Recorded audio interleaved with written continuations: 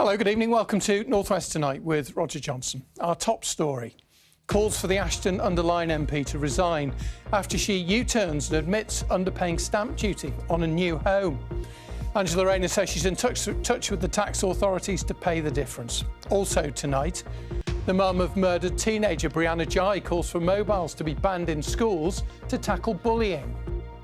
She was completely addicted to a phone, and we ended up with holes in the walls if I tried to take the phone off her, and so many parents tell me the same thing. Liverpool gets a ringside seat as 500 fighters fly in for the World Boxing Championships. Anything but a load of rubbish, rescuing everything from white goods to golf clubs inside Britain's biggest repair shop. And you may be caught in a big shower today. There's more of those intense downpours in the forecast for tomorrow, but things are looking quieter, brighter and warmer for the end of the week. Join me at the end of the programme.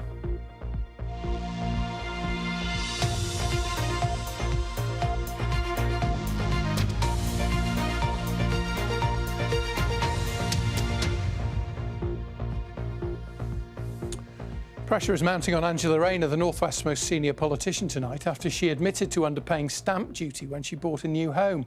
She spent days denying it, but is now facing calls to step down as the minister in charge of housing. Opposition parties say the MP for Ashton-under-Lyne should be sacked as Deputy Prime Minister. She says she's working to pay the money and acted in line with legal advice to help support her disabled son. Live to her constituency, Mairead Smith is there for us tonight. So what has she admitted to, Mairead? Well, Roger, today Ms Rayner has responded to those accusations that first came to light last week. Claims that she had dodged the right amount of paying that tax, that stamp duty on the property she bought in Hove in May, around about £40,000. But she was trying to explain things today. She said that she had set up a trust for her son in 2020 that was related to the family home here in Ashton-under-Lyne. She explained that her and her husband had divorced, that the children were to remain in that family home. The trust was for her son. It had been adapted, the home as well. She then sold her part in the family home. She used that money along with the mortgage, as she said today, to buy the flat in Hove in May. She said she got advice, she thought the right advice, but it turns out that it was wrong and that she does actually owe more in stamp duty. She's agreed to pay up. As soon as I knew that that was the case, I have alerted and referred myself to the independent advisor on the ministerial code to ensure that they can look transparently at what's happened, and also contacted HMRC to say that there is additional tax owing on this and that I'm prepared to pay that and fully comply with the HMRC as well. Well, people here in Ashton-under-Lyne have been responding to what Angela Rayner has had to say today. Here's what they told me earlier. When you've got young kids trying to buy houses and they're having to pay the stamp duty, and somebody in a position of power like that who should know better, then yeah, it does make a difference to me. I've got 3 kids. One's on the property ladder, 2 trying to get on it. We're all human, aren't we? We can all make mistakes. Any individual part of our lives, we can be given the wrong advice. Well, the opposition leader, Kemi Badenoch, was less forgiving earlier. She has called for Angela Rayner to be sacked. Of course, this mounts even more pressure on Labour as they prepare for their budget. They announced the date of that today to be the 26th of November. So, Mairead, what might it mean for her political future? Well, you know, the Prime Minister has said that he is very proud to sit alongside her, but of course it does make it quite difficult. Tough choices have to be made over the next 10 weeks. I think Angela Rayner can survive in her post as Deputy Prime Minister.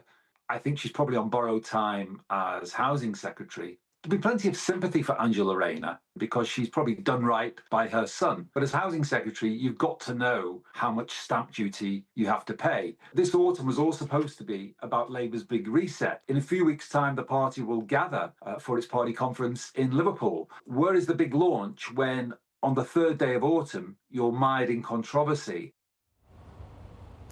Angela Rayner has referred herself to parliamentary standards for investigation. She has also said that she is working to resolve the matter and pay what is due. Mairead, thank you very much. Mairead Smith there. Now, the mother of the murdered Warrington teenager, Brianna Jai, is calling for a ban on mobile phones in schools. Brianna was killed by two teenagers who'd been watching violent content online. And Brianna had self-harmed after looking at social media on her phone while in the classroom. Kevin Fitzpatrick's been to a school in Bury in Greater Manchester where they are working to prevent phones from causing problems. Phones and pouches, remember? A new term and new rules to keep smartphones out of the classroom. The Derby High School's one of a number in the region trying pouches as a way of locking up pupils' phones without taking them off them. We've got a felt pouch, basically, with a lock at the top, similar to the kind of locks you might get on clothing in supermarkets and so on. It's a security tag. You put your phone in the morning, you click it locked, and then it stays locked until the end of the day. The aim is to stop the disturbance phones have been creating. They can cause problems during classes, especially maybe if it's cheating going on or just a disturbance in general, maybe phones going off during classes so teachers get annoyed. It causes a lot of bullying too because people can just take a photo of someone in class. Even just like someone going on their phone and playing like 8-ball pool under the table, that happens a lot. But there are much more sinister concerns too. Government guidance is classrooms should be phone-free. But Brianna Jai's mother, Esther, wants them banned completely. Children are showing other children hardcore porn. Children are showing children beheading videos. They're also using phones to deal drugs in schools. And it just goes to show that there's absolutely no place in schools for these devices. The pouches introduced here have already been hailed a success at Brianna's old school in Warrington, where they've been credited with improving behaviour. The studies, and there are a few studies about pouches currently, show huge impacts in terms of progress. We've done quite well here as a school, but anything that can add more progress to the young people in the classrooms, to improve concentration levels, but also to make young people feel safer. And a lot of them have said that to us. They feel that other people make use of their phones in ways that are very negative. Being without a phone may be an adjustment for many teenagers, but some here can see the benefits. I think it'll work to stop people getting distracted in school and to make sure people focus on the work. I think overall it will just benefit us more because not only will there be less cheating, there'll be less arguments, and there'll just be less outside influence on your lives. Click it closed, click it closed. The government says schools already have the power to ban phones, but a statutory ban would mean they all have to. Kevin Fitzpatrick, BBC North West Tonight, Bury. Excellent, thank you. The Bishop of Warrington, who identified herself as one of the women who had accused the Bishop of Liverpool of sexual misconduct, has resigned. The Right Reverend Bev Mason accused the Church of England of not properly addressing concerns about the Right Reverend Dr John Perumbalath. She'll formally step down at the end of this month. The former Hollywood actor Hopwood Dupree, who has spent £750,000 trying to restore his family's ancestral home, is taking legal action against Rochdale Council. It says that he doesn't have a viable long-term plan for the historic Hopwood Hall in Middleton, but he says he's been locked out for no reason and is warning that the council risks wasting huge amounts of public and private money.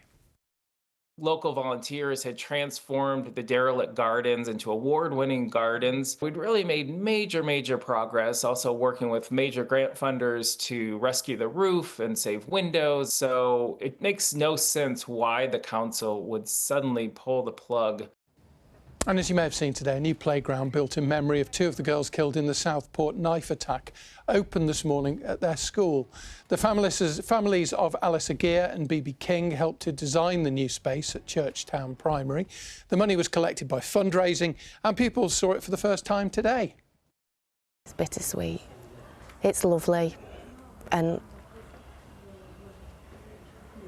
I just know all our classmates, all Alice's classmates as well. It's just going to bring them some happiness, and they deserve it. Yeah.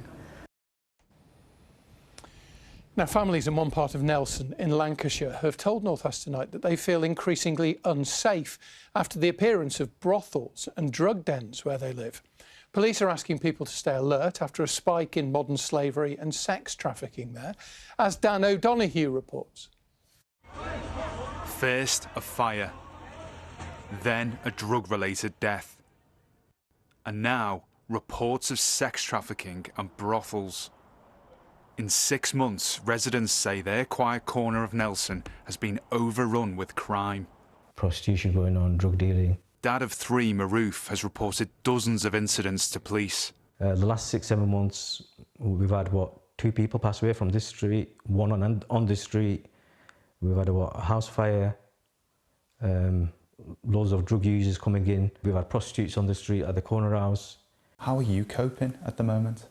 It's like you can't live a normal life. You come outside and you're seeing right in front of your doorstep all these drug users, prostitution going on. You think to yourself, what, is this where I live? In recent days, Lancashire Police have stepped up patrols and posted on social media that they've had reports of brothels operating from terraced properties in the area. Locals say they feel unsafe. Every time you come in, there's cars, there's police, so a lot of trouble here. Police cars, ambulance coming here, though, and in midnight, that's ridiculous. We spoke to a number of other residents who didn't want to appear on camera today. They told us that they were fearful about the changes they'd seen in their community and that they were scared for the future. Lancashire Police said they are committed to ensuring Nelson remains a safe place to live, work and visit. The force said they were using a combination of policing tactics as well as action from local residents to conserve the community and prevent organised crime groups from operating. But Maroof remained sceptical and pointed out that the helpline at the bottom of the police posters is in fact an incorrect number. So you ring the number up and this is the response you get. Code and number combination you've dialed is invalid. Please check and try again. You've not been charged for this call. So there you go, and it goes off. I mean, how does that make you feel? Not good, put it that way. Just makes me think that what the police are playing at, to be honest. Police are now removing and replacing the posters. Dan O'Donoghue, BBC North West Tonight, Nelson. Now, lawyers for Peter Sullivan, who spent 38 years in prison for the murder of Diane Sindel in Birkenhead in the 1980s, have called today for changes to the appeals system. Mr Sullivan was freed because of new DNA evidence earlier this year. We reported it, I'm sure you remember, earlier in the summer. But the Court of Appeal declined to hear other grounds of appeal, which criticised the way in which his trial was conducted, because it wasn't classed as fresh evidence. And his legal team says that the system needs to be more flexible, as Phil McCann reports. I am not angry. I am not bitter. I am simply anxious to return to my loved ones and family. Peter Sullivan's words, as read by his solicitor, minutes after he was freed by the Court of Appeal in May.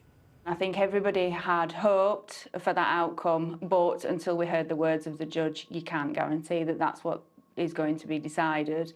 Peter was convicted in 1987 after Diane Sindel was brutally murdered and raped as she walked home in Birkenhead the previous year. But last year it was announced new testing methods had found DNA on sperm samples from some of her clothes that linked to someone else, an unknown man. But the case to free Peter wasn't as straightforward as it might seem. He alleged that bite marks on Diane's body matched the teeth of the accused man.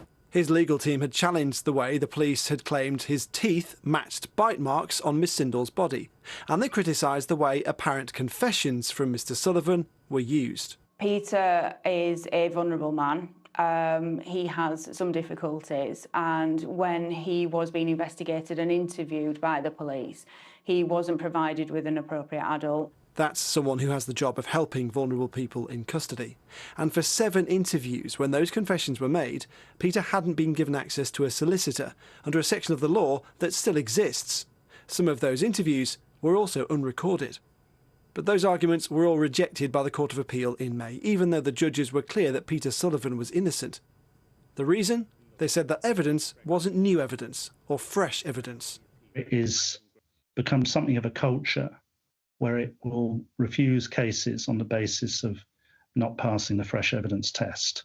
The charity Appeal represented Andy Malkinson, jailed for 17 years for a rape in Salford that he didn't commit. What is happening time and again is a refusal to hear evidence that clearly could have impacted on the jury. If you accept the DNA evidence and you accept that that shows that Peter did not commit this offence, then you have to accept then that his confessions are not reliable, and that also the bite mark evidence is unreliable. The government says it acknowledges the grave impact miscarriages of justice have. It's consulting on potential changes to the appeals system, which it says it will consider before deciding on any action. Phil McCann, BBC North West Tonight. Right, here are some of the other stories that people are reading this evening from BBC News. And Union flags have been put up on the controversial South Lakes Islamic Centre, but not by protesters, but by the building's owners to show, they say, shared belonging. Lancashire County Council's been cleaning signs on main roads in its 12 boroughs to increase safety and civic pride. It's washed over 4,000 in the past 2 months. And plans have been submitted to turn an old bank at Castletown on the Isle of Man into a visitor hub. The historic building was originally an open market. You can find out more at bbc.co.uk/local news, or, as I always mention, have a look on the BBC News app. Now, from John Conte to Tony Bellew, Liverpool, of course, has a rich boxing past. And over the next 2 weeks, the sport's future will be very much its focus, because the city is hosting a revamped World Boxing Championships, which is aimed at boosting the profile of international amateur boxing and also securing its status as an Olympic sport. Lindsay Prosser has this report.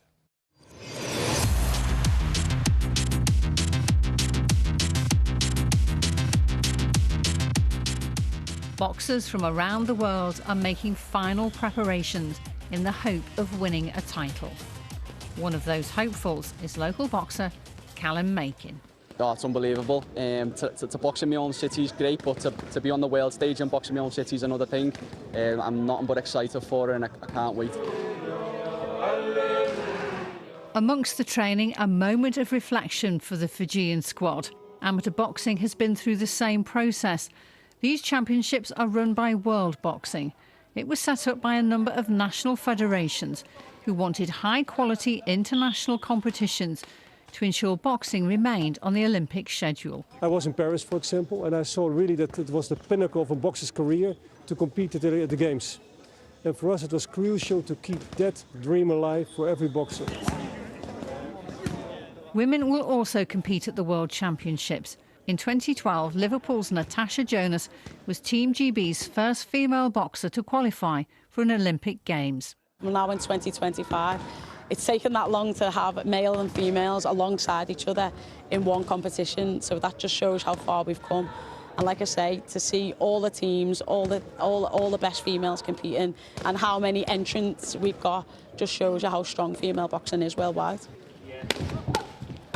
The GB squad are young, so getting international experience now will help them develop their skills ahead of the 2028 Olympics. If they have the talent and they get the right experiences and we give them the right experiences, it's shown time and time again that they can get to the very top in the world. You've got to be fast in and out with your punches and catching the eye. That's the most important thing, landing the correct shots. That's the dream, to bring a gold medal back to Liverpool and show everyone why Liverpool is you know, a great boxing city. The championships start tomorrow and run until September the 14th.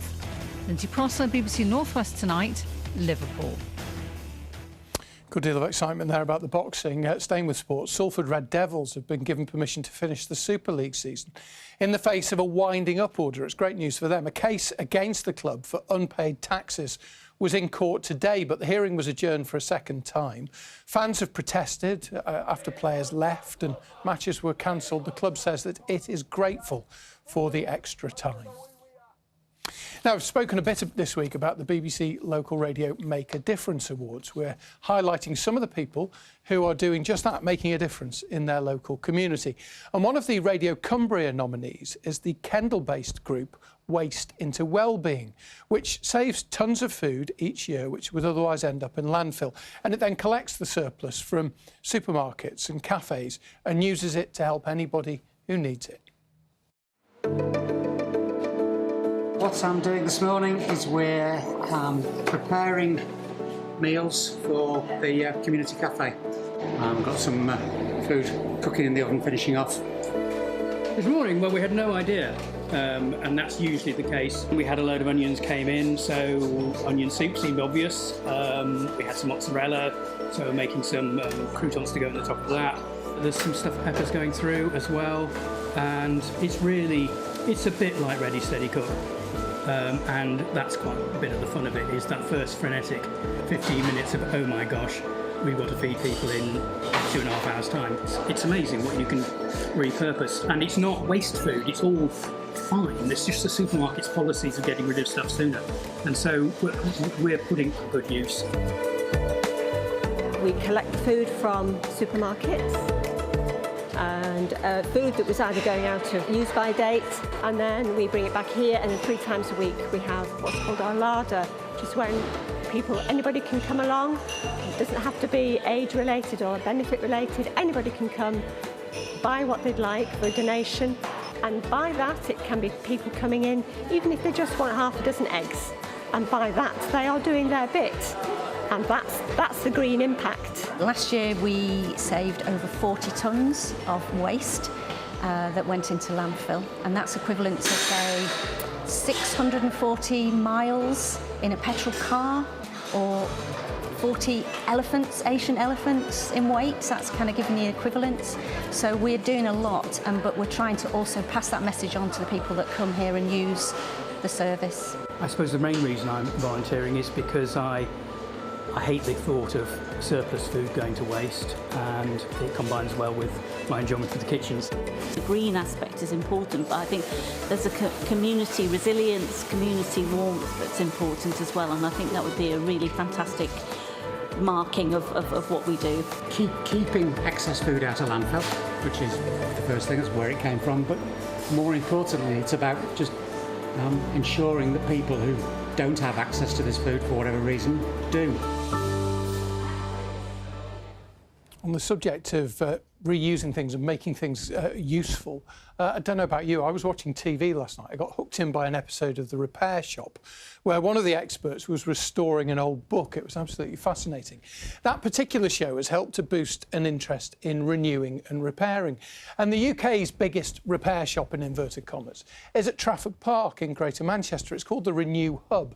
It has saved literally hundreds of thousands of items from landfill over the years, and has also raised a small fortune for charity in the process, as Matt Trewern has been finding out. Repairing and restoring has become box office television in recent years, and they know all about the value of upcycling here. What's that saying that they say, another man's trash is someone else's treasure? And it's really nice to kind of turn something into treasure. We pretty much try and use mostly reused parts. I fix a lot of bikes, that's pretty much what I do. Well, this is where it all begins, here at the Renew Hub, because this stuff here is among the 1 million or so tonnes of rubbish that gets thrown out in Greater Manchester every year. But much of it, you know, just needs a bit of TLC, and that's where the experts in the repair pods come in.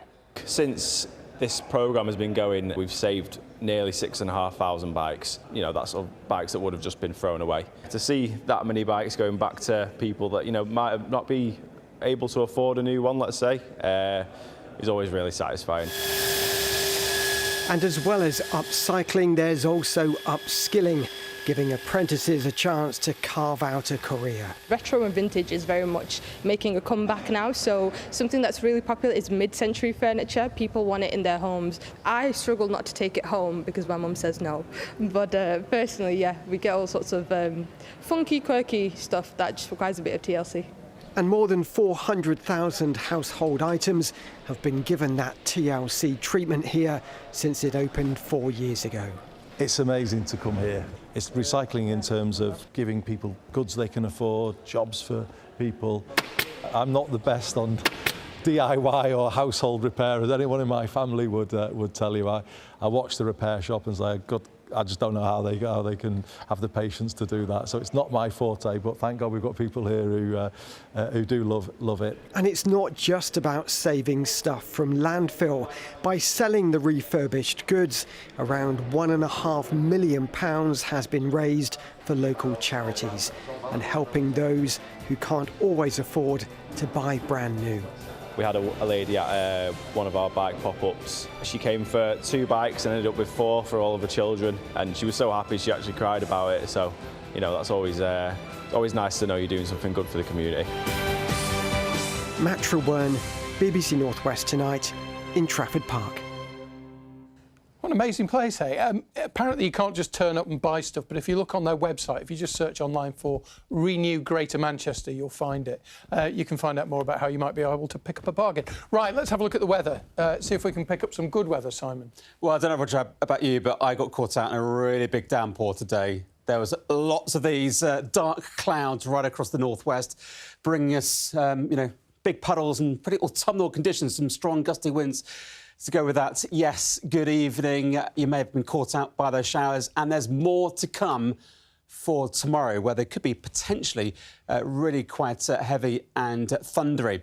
Let's have a look at the radar imagery from today, and we can see the movement of those showers from the southwest. They really were quite heavy. There were some sunny spells there in between the showers, but we're going to see more of these showers as we go through this evening and tonight into the early part of tomorrow morning. So during Thursday, the risk of some really intense downpours, actually, if you get caught in one of them, they could bring some localised flash flooding. The morning or the overnight period, as I said, more showers moving their way in. Still, some of those could be quite heavy, particularly towards parts of Lancashire, up into Cumbria, a bit drier further south. Overnight temperatures down to about 10 to 13 or 14 degrees Celsius. So for many of us, it should be a largely dry start to Thursday morning, but we'll see these showers, the really heavy showers, start to move in from the southwest. There's a yellow warning from the Met Office, mainly towards eastern parts of Lancashire to Greater Manchester. And you can see the really intense downpours do move their way eastward. I think it will be a bit drier around these coastal areas, and certainly into the afternoon, showers become few and far between. So improving as the day goes on. Sunny spells, temperatures 15, 16 degrees Celsius. On into Friday, we've got this area of high pressure here, which is just going to edge its way further northward, nosing into the northwest. And that means, actually, it's a quieter weather day. There's going to be some sunny spells. And, actually, with those sunny spells, it's going to feel a little bit warmer as well. Temperatures getting up to about 17, 18 degrees Celsius. And then it's going to turn even warmer still for the start of the weekend, potentially up to 22 degrees on Saturday. I do like the way Walney Island is on. We put a different place on every Monday. And it's great just to get some different places on the website. Yes, absolutely. NWT at bbc.co.uk if you want to suggest a place where you live to go on the weather map one week. Who knows? Thank you for watching. Have a good evening. Bye.